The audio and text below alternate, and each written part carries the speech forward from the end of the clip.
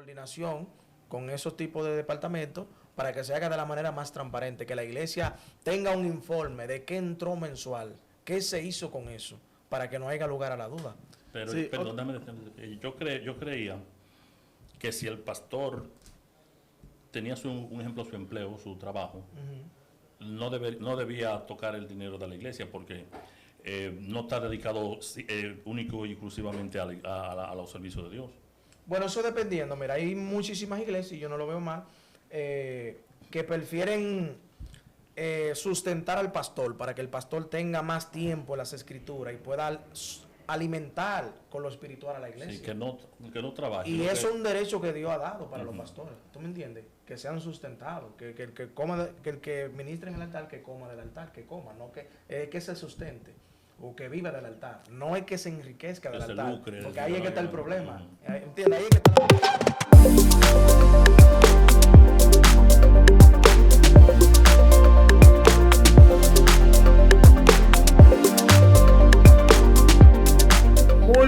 Muy buenas a todos. Estamos aquí en el mejor programa, sin duda, La Hora de la Verdad. Y ya como es costumbre, siempre sacamos un espacio para lo más sagrado que hay en todo el universo, que es Papá Dios. Siempre le dedicamos un programa, siempre estamos aquí con ellos. Y hoy estaremos hablando con un cristiano a carta cabal, Ángel Berroa. Anthony Berroa, perdón. Aquí con nosotros estará. Eso, bienvenido, varón. Hoy vamos a hablar, como en los demás programas, de algunos términos cristianos y de algunas cosas que desconocemos. Y Ángel, arranque ahí, déle usted con la primera pregunta para el varón. Bueno, va a ser la pregunta insignia mía sobre lo que es los concilios. Yo tengo una percepción de lo que es el concilio. No sé qué tanto Dios recomendó el concilio, pero ve como que el concilio tiene una manera como de favorecerse ellos como concilio a través de los campos blancos, como le dicen las iglesias. ¿Qué usted me dice sobre eso? Bueno, antes que nada quiero agradecerle por la invitación y luego bendecir a todas las personas que le dan seguimiento a este programa. Y para responder tu pregunta algo fácil, lo primero es que hay que definir la palabra concilio. Muchos han creído que los concilios son movimientos de iglesias, donde se reúnen 15, 20, 30 iglesias, y a eso hoy día se le llama concilio. Pero cuando vamos atrás a la historia, nos damos cuenta que eso no es un concilio. Un concilio era una reunión donde se discutían las doctrinas de una iglesia. Por ejemplo, si buscamos el libro de los Hechos, capítulo 15, vamos a encontrar un concilio de los apóstoles con Pablo y con Sila, me parece que era en ese entonces. Eso era un concilio porque se reunieron para discutir el tema de los gentiles, si debían de guardar la ley, sí o no. Eso es un concilio. Pero lo que hoy vemos, que le llaman concilio, son movimientos de iglesia. En mi opinión personal, no estoy de acuerdo con los concilios porque son muy novedosos. Sus doctrinas, o mejor dicho, sus dogmas y sus reglamentos están por encima de las escrituras, y yo jamás voy a estar de acuerdo con cosas. ¿Quién crea los concilios, varón? Los hombres, obviamente, son líderes. Y tienen libre albedrío de crear. O sea, yo puedo agarrar y crear un concilio con mi nombre, por decir, o con una región. Exacto. Bueno, mira, los concilios surgen a partir del siglo XIX. La iglesia pentecostal surge a través de un hombre llamado Damon, si mal no recuerdo, en los Estados Unidos. En fin, luego surgieron, por ejemplo, en República Dominicana surgió la iglesia dominicana, me parece que era así que se llamaba. Y luego surgieron la iglesia de Dios, Asamblea de Dios, etcétera. Y de ahí surgen concilios. Entonces, para contestar de manera más clara, el punto de los concilios es que ellos se benefician, los grandes líderes son los beneficiados, los filigreses no son beneficiados. Hay muchas cosas que podríamos hablar sobre eso, pero me gustaría abordar un poquito, por ejemplo, el diezmo. Empezando por el diezmo. El diezmo viene siendo, en ese concilio, lo recogen para los grandes, como usted dice, o para la parte de la directiva. Mira que, permiso, déjame decir, entiendo ahí. En las iglesias tienen ofrenda, diezmo en la iglesia, ¿verdad? Entonces, de ese diezmo de ese dinero que se recoge en la iglesia, debe darle el diezmo al concilio. Exacto. de eso, ¿verdad? Se queda una parte de la iglesia y una Ok. parte del concilio. Por lo general, el pastor recoge todos los diezmos Ujú. y hace un informe y lo envían a la oficina principal y ese tipo de cosas. Entonces, la oficina principal son los que se encargan de distribuir eso, Ok. de darle un buen uso, un mal uso. Ahora bien, el diezmo no es bíblico para la iglesia. El sistema monetario de la iglesia es la ofrenda.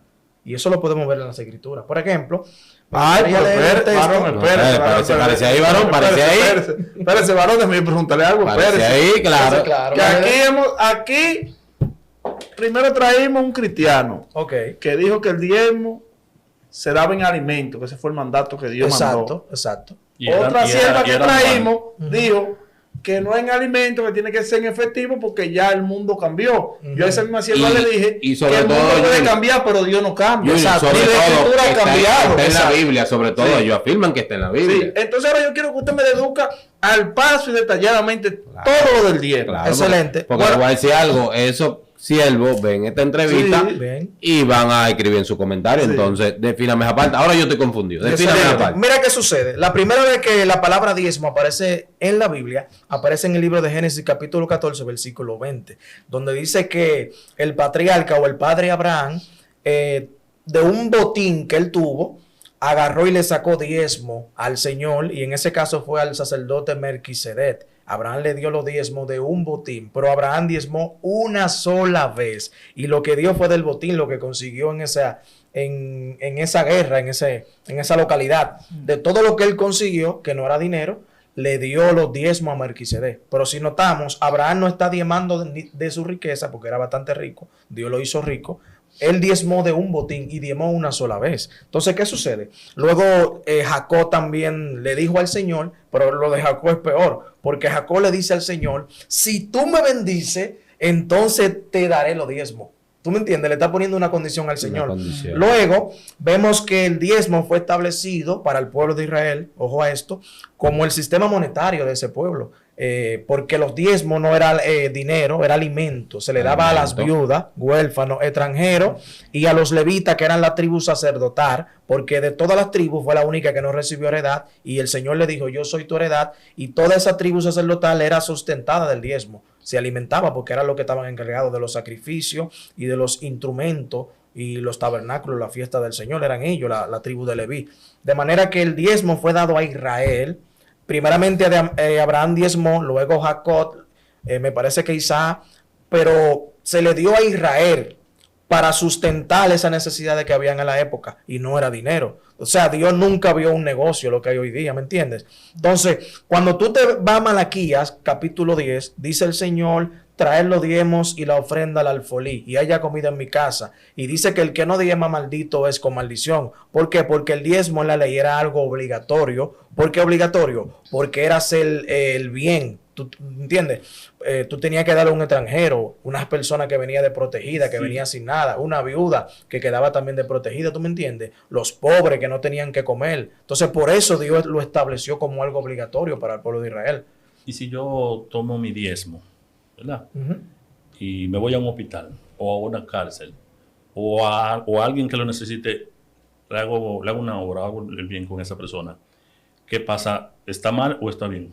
Está mal, ¿por qué? Porque vuelvo y repito, Dios no ha dado a la iglesia el sistema monetario del diezmo. Lo que Dios ha dado es la ofrenda. Por ejemplo, en 2 de Corintios, capítulo 9, Pablo, el apóstol Pablo, que fue apóstol para los gentiles, dice allí que cada cual dé como propuso en su corazón, no por obligación, sino con alegría, porque Dios ama al dador alegre, no como dicen algunos, que Dios lo bendice, no. Dios ama al dador alegre. Pero oye bien, allí dice que cada cual dé como propuso en su corazón. El diezmo no es como tú propones en tu corazón. El diezmo es un 10% de tu ganancia. ¿Me entiendes? Entonces vemos cuál es el sistema monetario. Por ejemplo, ni Cristo ni los apóstoles predicaron el diezmo para la iglesia. Y la doctrina de una iglesia bíblica debe de ser basada en la doctrina de los apóstoles de Cristo.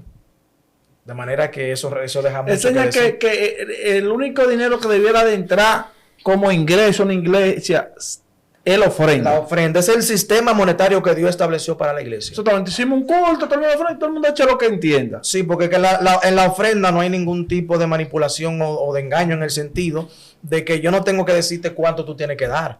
¿Entiendes? Por ejemplo, hay pastores que he sido testigo de eso, que si tú no llevas el diezmo se te tiran a la casa. Mire qué pasó. ¿Y el diezmo? ¿Entiendes? Eso está mal. En la entrevista pasada que tuvimos con una persona cristiana, aquí tocamos ese tema donde mencionaba mi compañero que él llevaba el diezmo, pero lo llevaba en mercancía. Incluso pusimos un ejemplo en plátano. Yo digo, bueno, pero si en plátano, como está el plátano de caro ahora, está bien. Sí. Pero lo que se hablaba era de que era mensual. O sea, que tenía que diezmar sí o sí. Eso no podía fallar. Eso es hoy día, porque el diezmo en las escrituras era una vez al año. Una vez al año. Se diezmaba una vez al año. Sí, mencionó también la persona que era cada vez que se hacía una fiesta. O sea, cada vez que hacían fiesta. Entonces, obviamente, de cada fiesta sacaba el diezmo. Pero luego se convirtió a que ya era mensual, que había que dar el diezmo de lo que usted percibe. En la actualidad, es realmente si tú consigues 1,000 hoy, tiene que llevar el diezmo. Si consigue 1,000 mañana, tiene que llevar el diezmo. Exacto. O sea, ahora, aunque tú seas asalariado. Así, no, un ejemplo. Aunque no sea asalariado. Aunque no sea asalariado. Por ejemplo, si yo soy vendedor y yo me gano mi dinero diario, entonces en la actualidad yo debo llevar mi diezmo diariamente a la iglesia. Porque esa es tu forma de entrada. Sí, pero no es que debo, sino que prácticamente me obligan. Porque si la Biblia dice una cosa y usted me está imponiendo otra, pues me está obligando. Me está obligando. Bueno, mira qué sucede. Ese tema es un poquito amplio porque hay personas, por ejemplo, que eso fue lo que encontraron. No son personas que estudiaron las escrituras y que conocen bien las escrituras, nunca han estudiado teología ni nada. Simplemente se forman en una iglesia donde no se enseña teología, no se enseña las escrituras de manera correcta y como es lo que aprenden, ellos lo hacen de manera inocente. Sí. Pero hay muchos que no son inocentes y se lucran de eso.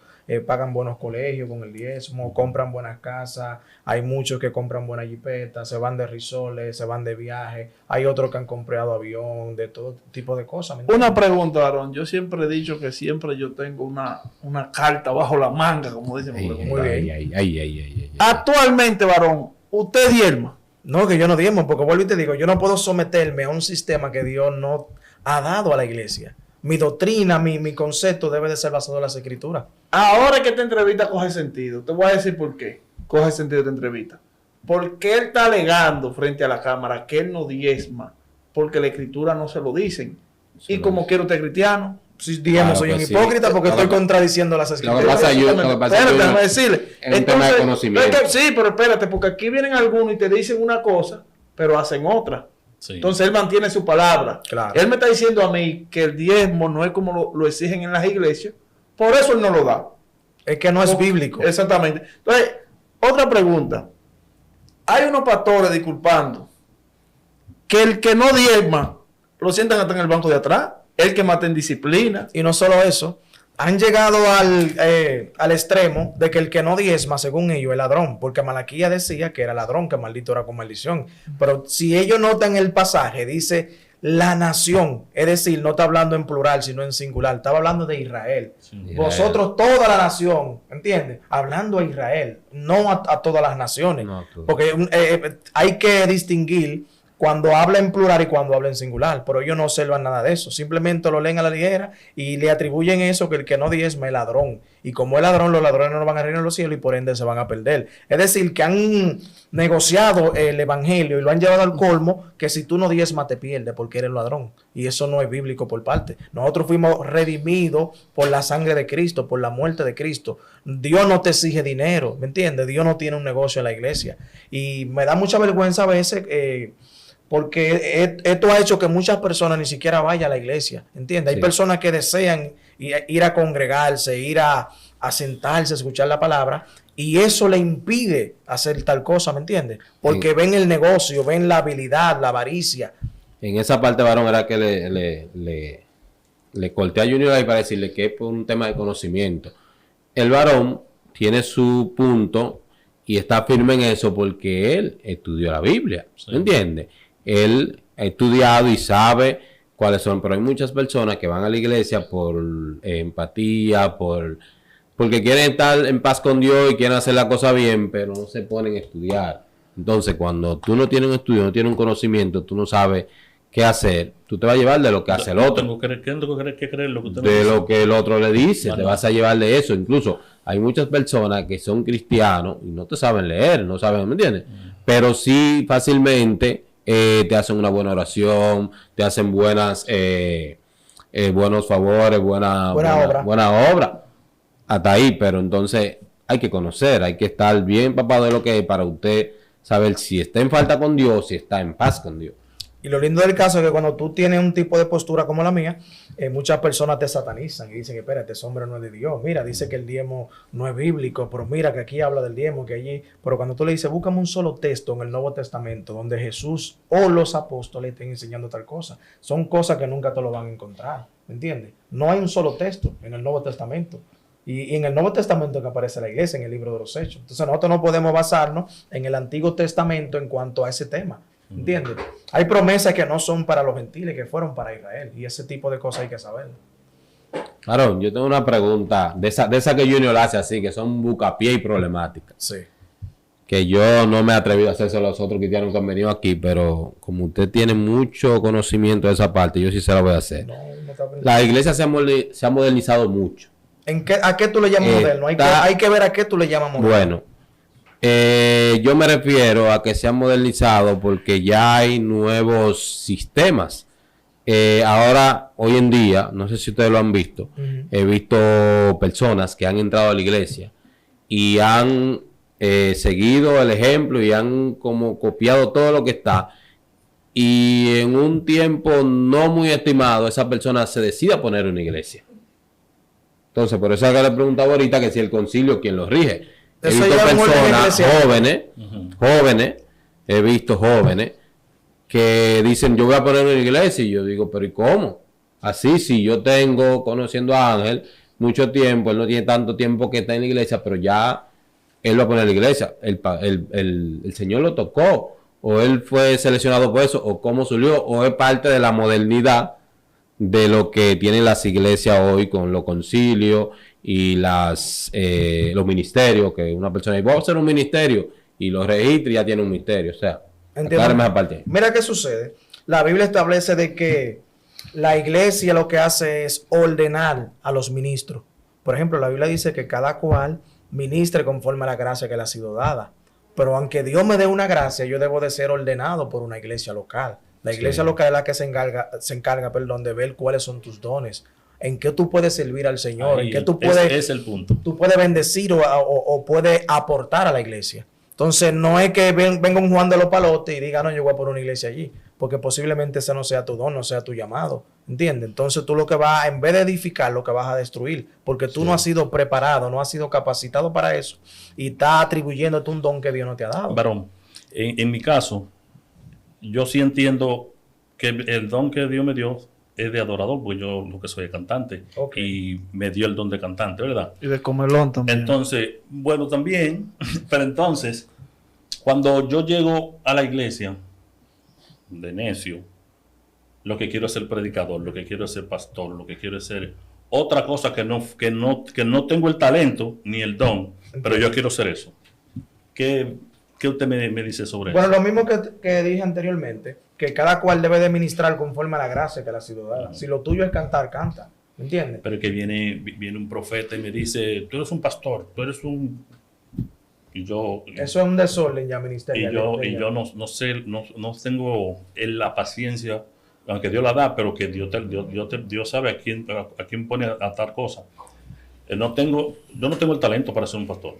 Yo me denomino sin talento para ser pastor. Entiendo. Ni para predicar tampoco. Yo no sé predicar. Yo te puedo hablar sobre algo, te puedo desglosar algo, pero no sé predicar. Entonces, y esa es la función de un pastor, predicar. Predicar. Entonces, viene el profeta, me suelta todos los dones del mundo, menos el que Dios me dio. Y no un profeta, porque no existe un profeta. Es el profeta, porque ellos se denominan. El hombre le denominó profeta. Jesús le dijo a Juan el Bautista, Jesús le dijo a Juan el Bautista que era el último de los profetas. ¿Entiendes? Juan el Bautista fue el último de los profetas y fue el más grande de ellos. Lo que hay es cristiano con don de profecía. Eso es muy distinto. Pero no hay profeta. Yo soy profeta. Porque los profetas deben de ministrar como hacían los profetas ¿verdad? En la antigüedad. Más bien ellos lo que se parecen. Los profetas de antes cogían lucha. Los profetas de ahora de comedia que se parecen. Empiezan a dar jipeta, a dar apartamentos. Sí, eso le va a decir, varón, aquí en República Dominicana hay muchos profetas. No, mucha gente con don de profecía. Muy Sí, difícil. pero ellos lo dicen públicamente. Obviamente que son se profetas. autodenominan, sí, yo Se entiendo eso. autodenominan. Sí, O sea, pero- a la rebocean en la calle profeta. Sí, Sí. varón, Eso pero ya se- todavía tengo como la duda. ¿Quién hace ese concilio? O sea, ¿cuál es la autoridad Ujú. en el país para regir todas las iglesias? Es que ¿Cuál hay es hay la autoridad distintos. local? Lo que sucede es que hay distintos. No podemos decir que hay un solo acá en el país. Hay varias, ¿me entiendes? Por así decirlo, hay muchos. Sí, pero Entonces, no cada- hay una que la rija todas. No. Para lo que, por ejemplo, cada movimiento, digámosle así, cada movimiento tiene sus líderes. Eso es lo que sucede. Un Sí, presidente, so- un vicepresidente, Ajá, entonces- etcétera. Ok, Estoy hay de- una estoy de pregunta. Yo acuerdo. saliendo del tema, porque ustedes ya han abundado demasiado el concilio y yo no quiero saber de esos concilios. Yo quiero indagar en cosas que yo quiera que él me explique aquí. Bien. Por ejemplo, dígame un pecado que tiene la Biblia. Que tiene la Biblia. No, ¿cómo no, así? o un pecado que puede cometer un ser humano que la Biblia no perdona, que siempre se habla de. ¿Cuál es ese pecado? Te voy a hablar a ver. Te voy a hablar de varios, de 3 pecados. Por ejemplo, Que Dios no lo perdona. la ese blasfemia pecado. del Espíritu Santo. Jesús hizo énfasis en eso en el Nuevo Testamento, obviamente por los apóstoles que fueron que escribieron eso. Habló de que, ¿por qué? Porque los fariseos decían que Cristo echaba a los demonios en el nombre de Belcebú, en el nombre de Satanás, que el Señor lo reprenda. Entonces Cristo le habló acerca de lo que era la blasfemia contra el Espíritu Santo y le dijo que él echaba los demonios por el Espíritu de Dios, que un reino dividido entre sí no puede permanecer. ¿Entiendes? Entonces, ese es uno de los pecados que el Señor dice que no será perdonado, la blasfemia contra el Espíritu Santo. Eso es uno. El otro pecado que Dios no perdona son las personas que se dejen sellar con el 666. Son personas que ya estarán El condenadas. sello. Exacto. Digámoslo así, que se dejen sellar para el sello. Es porque ya están... Que hubo un cristiano que dijo que eso no existe. Sí, mira qué sucede, que vamos a ver de cuál es tu raíz teológica, ¿me entiendes? Porque es que es el punto. Teología. Hoy día hay mucha teología, pero hay una teología moderna, una teología que es muy novedosa. O varias, hay varios tipos de teología que son novedosos. Por ejemplo, la raíz teológica que yo sigo es la reformada. Y la reformada Pero- es una de las más antiguas. Estamos pero- hablando, señores, del siglo XVI. ¿Toda esa teología te llevan al mismo lugar? ¿O te llevan de camino diferente? Eso es lo que sucede. Te lleva Dependiendo del camino tipo de teología que tú tengas, el tipo de teología que tú estudies, vas a hacer el fundamento y la postura que tú vas a adaptar. Ok, pero Mientras más nueva, más novedosa es. ya El usted lo dijo, tercer, el primer, falta el tercer. el primer Van pecado. dos. que Le no dije se dos, sí, perdona. dos. Van dos. ¿Cuál es el segundo? Le dije que era el sello. El sello. El sello, que el sello. Exacto. ¿Y el tercero sería? Ahora mismo no lo tengo en mente, pero hay otro más. Ok, hay otro más. Varón, ¿qué tan cierto es? Porque según se dice, hasta la Biblia lo dice, según yo he oído los cristianos, que se dice que el que trabaja en el altar, que viva del altar. Exacto. Es señal que el pastor, que Ujú. pastorea una iglesia, aunque nosotros lo critiquemos, Ujú. tiene derecho a usar los fondos Sí, que entren a la sí, iglesia. Creo, pero- claro que sí. Pero eso debe de hacerse de una manera transparente. Transparente. Porque, como te dije, es un tema muy delicado. Lo que es el tema de dinero en la iglesia es un tema muy delicado. Entonces, debe de hacerse con transparencia. Cada iglesia debe de tener lo que es la tesorería y debe de tener un secretario, una secretaria que apunte todo lo que entra y la tesorería para guardar lo que entra y distribuirlo también. El pastor es el ministro, el que, ¿verdad? El que gobierna una iglesia después de Cristo. Por eso debe de hacerse en coordinación con esos tipos de departamentos para que se haga de la manera más transparente, que la iglesia tenga un informe de qué entró mensual, qué se hizo con eso, para que no haya lugar a la duda. Pero, Sí, perdóname, yo creía que si el pastor tenía un ejemplo, su empleo, su trabajo, Ujú.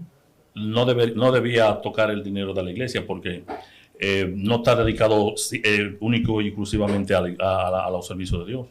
Bueno, eso dependiendo. Mira, hay muchísimas iglesias, y yo no lo veo mal, que prefieren sustentar al pastor para que el pastor tenga más tiempo en las escrituras y pueda alimentar con lo espiritual a la iglesia. Sí, que no trabaje. Y Lo eso que- es un derecho que Dios ha dado para los Ujú. pastores. ¿Tú me entiendes? Que sean sustentados, que el que coma, que el que ministre en el altar, que coma del altar, que coma, no que se sustente o que viva del altar. No es que se enriquezca del Que se altar, lucre, porque ahí es que está el no, problema. no. ¿Entiendes? Ahí es que está la No, problemática. no, que Sí, se pero enriquezca. entonces ahí yo entro y digo, todo el mundo sabe que en la mayoría de las iglesias, cuando se hace una ofrenda, se recogen cositas. Vamos a poner una iglesia pequeña comenzando. que prácticamente no va a dar para el sustento de la casa de un pastor. Obviamente, sí. No va a dar. Entonces ahí es que entra lo que se dice del diezmo. No, que vuelvo y digo, es que, por ejemplo, ofrendar es más bendición para la iglesia que el diezmo. Te voy a decir por qué. Con el diezmo tú tienes una limitación de que de un 10%. Pero de la ofrenda yo puedo ofrendar 1,000,000. Yo puedo ofrendar 5, 10 millones, un ejemplo, en caso de que lo tuviera. ¿Tú me entiendes? Pero con la ofrenda. Pero con el diezmo yo tengo un límite, un 10%. ¿Me está entendiendo? Sí. Pero con la ofrenda tú no tienes límite, sino de que tú das como tú propones en tu corazón. Digo, bueno, Señor, tú me has bendecido tanto que yo te voy a dar esto. ¿Entiendes? Y voy y llevo mi ofrenda. Sí, pero entonces el corazón de muchos en la iglesia está flojo porque echan muchas monedas de 25 y de 10. No, y de eso 5. va dependiendo del tipo de iglesia que tú vayas. Eso No, y, depende mucho. y también tú puedes echar 1,000,000 y si no le echaste de corazón, De Exacto. corazón. no le No echaste te va. nada. Exacto. Y yo que eché no me 5, despedí. pasó así con Adán y Caín y Abel. Lo que hizo Jesús con la mujer, Sí. que dio una La sola moneda, samaritana. lo único que tenía. Ujú. Y Jesús dijo, ella ha dado más que todo. Sí, igual que Porque dio lo único que tenía. Caín se quejaba porque él daba una inmensidad de frutos y cosas. Y Abel, no, una ovejita. Exacto. Y él se quejaba porque Abel no me llevaba una ovejita. Él le decía, Abel dio, de lo único que tiene, dio lo mejor. Mas tú recogiste mucho, pero no fue ni De lo siquiera que te sobra. de lo que te Lo sobra. que te sobra. Sí, por eso era más valioso lo que daba Abel. Exacto. Pastor, ¿qué tan cierto es de cuando salen a la calle a predicar algunos profetas, como se hacen llamar, le hacen señalamiento a la gente y cosas y le declaran cosas en su vida, en su futuro y cosas? Que no vamos a decir que no, puede ser que a algunos Dios le haya dado ese don. Bueno, lo primero es, todavía no estamos pastoreando, pero ese es nuestro llamado. Bien, y contestando la pregunta, yo creo que sí hay personas que tienen el don sí de profecía, pero no son todos, esa es la problemática de hoy día. Entonces hay muchas personas que se atribuyen a que tienen el don de profecía, que son profetas, que Dios lo usa, pero en la práctica vemos que tal cosa que no es así. Porque no hay una evidencia de que Dios le habla, de que Dios habla con ellos. No hay un cumplimiento de lo que dicen. Profetizan 1000 cosas, pero ninguna se cumple. No hay confirmación. O sea, De parte de Dios no se contradice. Cuando Dios habla por la boca de una gente, esa palabra tiene que cumplirse, tiene que tener un cumplimiento. Debe de cumplir. Le hago Eso es una lo que subía con pregunta el para profeta. poderle hacer la siguiente. Yo, que soy un hombre que me gusta conocer, indagar, tengo muchos amigos cristianos, incluyéndolo usted. Amén. ¿Qué pasa? Yo he oído profetas diciendo, yo he estado en sitio, yo lo he oído, diciendo, no, que tú te vas a ir para el infierno como se fue Marco Yazo, como se fue fulanito. Me hizo una revelación, fulano se estaba quemando en el infierno, el infierno. Pero la Biblia dice que cuando usted muere, usted va a un lugar de descanso hasta el día del juicio que lo condenen para decidir si usted va a ir para el cielo o para el infierno. ¿Qué tan cierto puede ser que, por ejemplo, por poner un ejemplo, Ángel fallece ahora mismo, él no está en los caminos de Dios? ¿Dónde iría Ángel? ¿Al infierno directamente o iría al lugar de descanso a esperar el juicio final cuando Cristo tenga su venida? O paso a contestarte lo siguiente. Mira, existen dos posturas con respecto a eso que son muy novedosas. El universalismo y el aniquilacionismo. Es decir, hay muchos que creen que todos vamos a ser salvos. De hecho, hubo uno de los padres de la Iglesia Católica, el 188 años después de Cristo, que no solamente creía y enseñó de que todo el mundo se iba a salvar, sino que también dijo que Satanás y los demonios iban a ser salvos al final. ¿Me entiendes? Entonces, hay otra postura que es lo que son los aniquilacionistas, que son los que creen que al final Dios va a agarrar a todos los pecadores y simplemente lo va a destruir. Y no va a haber un infierno, no va a haber, ¿entiendes? No va a haber un castigo. Y ellos simplemente dicen eso, que Dios al final lo que va a hacer es destruirlo, exterminarlo, que nunca más existan. Pero ambas posturas son novedosas porque no son congruentes, no son consistentes con las escrituras. Contradicen la Biblia. Por ejemplo, hay una parábola que Jesús hace en Lucas capítulo 16 sobre el mendigo Lázaro y un rico. Dice que automáticamente Lázaro, el mendigo, murió, que servía a Dios, automáticamente fue llevado al seno de Abraham. Y automáticamente el rico muere, va al Seol, que es el infierno, el lugar de fuego. ¿Qué sucede? Muchos dicen no, que eso simplemente es una parábola, que eso no tiene nada que ver con la realidad. Pero cuando tú observas las escrituras, tú ves que Jesús fue muy consistente con eso. Jesús fue la persona que más habló del infierno en el Nuevo Testamento. Fue la que más habló. Por ejemplo, la palabra infierno viene del arameo. Dame un segundito para buscarte la definición. Viene del arameo que quiere decir Hebe y Nom. Traducido al griego es Gehenna. Y Jesús fue el que más utilizó esa palabra, Gehenna del griego, para referirse al infierno, al lugar de fuego, al lugar de tormento. Y una de las cosas que Jesús aclaró bien ahí era que el fuego nunca se apaga y su gusano nunca muere. Pero digamos, bueno, fue Jesús porque quería enseñar algo. Pero ¿qué tal si hablamos del profeta Isaías, que habló lo mismo, donde dijo el profeta Isaías que su gusano nunca muere y el fuego nunca se apaga? Lo mismo que Cristo citó. ¿Tú me entiendes? Entonces estamos viendo que el infierno es un lugar de tormento y de un fuego eterno. Lo otro es, quienes van a descansar automáticamente mueran son los creyentes, porque han muerto en Cristo. Y Pablo habló acerca de eso a los Colosenses, de que el que muere en Cristo no ha muerto, sino que está durmiendo, está descansando. Sí, está descansando. Por eso Pablo le dice a ellos, porque había una falsa doctrina que se había introducido a los tesalonicenses, sobre que no había resurrección. Entonces Pablo lo aborda y le dice a ellos de que así como Cristo resucitó, así también nosotros vamos a ser resucitados. Que no todos dormiremos, pero todos seremos levantados en un abrir y cerrar de ojos, donde habla del arrebatamiento de la iglesia, que va a ser cuando Cristo venga en su segunda venida.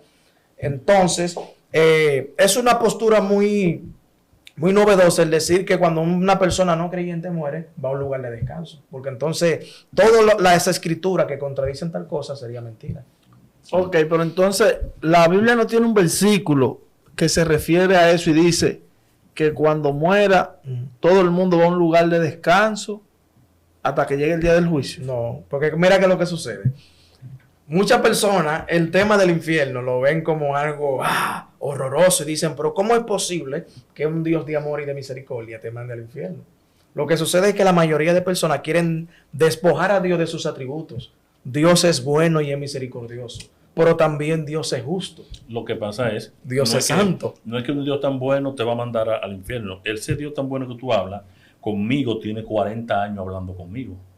A través de los cosas, ¿verdad? No. Entonces, perdón, si tú dices que tú lo criticas porque, mira, les manda al infierno, pero un ejemplo, tiene 40 años diciéndonos en la Biblia, en todas partes, si hace esto, se hace esto, se hace lo otro, va al infierno. Entonces, él no es tan malo porque él te está advirtiendo, te está diciendo. Te lo está advirtiendo. ¿Verdad? Dios ha dado el evangelio de Jesucristo precisamente para que las personas sepan que es el único medio de salvación. Ahora, Dios es el arquitecto de un plan bien diseñado. Dios no ha hecho nada de que a la ligera, como muchas personas piensan. Por eso es que pocas personas conocen el evangelio, no saben de qué trata el evangelio. Muchas personas creen que el evangelio da un testimonio, que yo fumaba droga, que yo hacía esto, por eso no es el evangelio. El evangelio es el mensaje de Cristo. El evangelio, por ejemplo, en 1 Corintios, capítulo 15, Pablo expresó que era el evangelio y lo dijo de una manera muy contundente. Se refirió al evangelio porque Pablo había sido instruido en la ley por Gamaliel, uno de los más grandes maestros de la época. Pero él dice que el evangelio no lo aprendió de hombre alguno, porque el evangelio es su mensaje. El evangelio lo aprendió del mismo Cristo cuando fue llevado al tercer cielo. Entonces, ¿qué sucede? El evangelio trata de la muerte y la resurrección de Cristo. Y las implicaciones que tiene el evangelio son las siguientes. Cristo murió por nuestro pecado. ¿Por los pecados de todo el mundo? No. Por los pecados de muchos, no de todo el mundo, como se ha enseñado la iglesia. Eso es una falacia, es una mentira.